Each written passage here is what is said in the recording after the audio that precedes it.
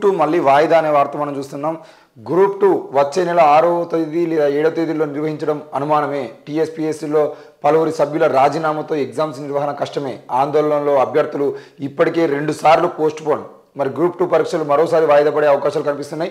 Schedule ప్రకారం వచ్చే నెల 6, 7 తేదీల్లో ఎగ్జామ్స్ నిర్వహించాల్సి ఉండగా టీఎస్పీఎస్సీలోని పలువురు సభ్యులు రాజీనామా చేయడంతో పరీక్షల నిర్వహణ కష్టమేనని అభిప్రాయాలు వ్యక్తమవుతున్నాయి. దీంతో అభ్యర్థులు ఆందోళన చెందుతున్నారు. ఏది ఏమైనా తెలంగాణ రాష్ట్రంలో టీఎస్పీఎస్సీ అనేది ఒక ప్రభుత్వాన్ని కూలగొట్టినటువంటి పరిస్థితి మనం చూస్తా ఉన్నాం. నిజానికి టీఎస్పీఎస్సీ ప్రక్షాళన కనుక బీఆర్ఎస్ ప్రభుత్వం అంతకుముందే చేసి ఉంటే, ప్రవళిక ఆత్మహత్యకు ముందో లేదంటే ఎన్నికల కన్నా ముందే వాళ్ళ ఆత్మహత్యకి అంటే విద్యార్థులు ఆత్మహత్యలు చేసుకుంటున్న క్రమంలోనే వాళ్ళు టీఎస్పీఎస్సీలో పేపర్ లీకేజ్ సంబంధించిన విషయంలో ప్రక్షాళన చేసి ఉంటే ఈరోజు బీఆర్ఎస్కి ప్రతిపక్షంలో కూర్చున్న పరిస్థితి వచ్చేది కాదు.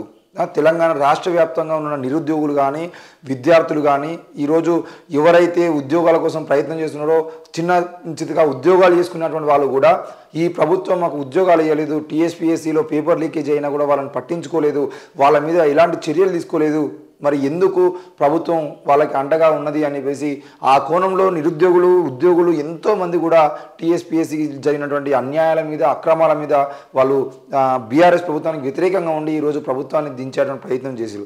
మరి టీఎస్పీఎస్సీ ప్రక్షాళన మేము అధికారంలోకి రాగానే చేస్తామని చెప్పినటువంటి రేవంత్ రెడ్డి గారు కూడా ఆయన ముఖ్యమంత్రిగా ప్రమాణ స్వీకారం చేసిన రోజే దాదాపు టీఎస్పీఎస్సీ చైర్మన్గా ఉన్నటువంటి వ్యక్తి రాజీనామా చేసినటువంటి పరిస్థితి మనం చూసినా. రాజీనామా పత్రాన్ని ఎవరికి గవర్నర్ గారికి ఇచ్చారు. మరి గవర్నర్కి ఇచ్చినప్పుడు అది ఆమోదించలేదు.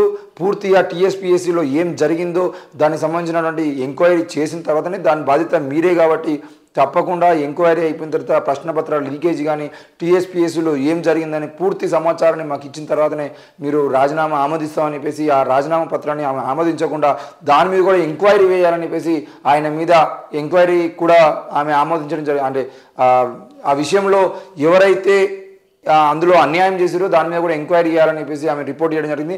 ఏది ఏమైనా టీఎస్పీసీ చైర్మన్తో పాటు అందులో పనిచేస్తున్న డైరెక్టర్లు కానీ మిగతా వాళ్ళందరూ కూడా రాజీనామా చేసినటువంటి క్రమాన్ని మనం చూసినాం. కేవలం టీఎస్పీఎస్సీలోనే కాదు తెలంగాణ రాష్ట్రంలో ఉన్నటువంటి అన్ని శాఖలకు సంబంధించినటువంటి వాళ్ళలో చైర్మన్లు కానీ మిగతా వాళ్ళందరూ కూడా రాజీనామాలు చేశారు.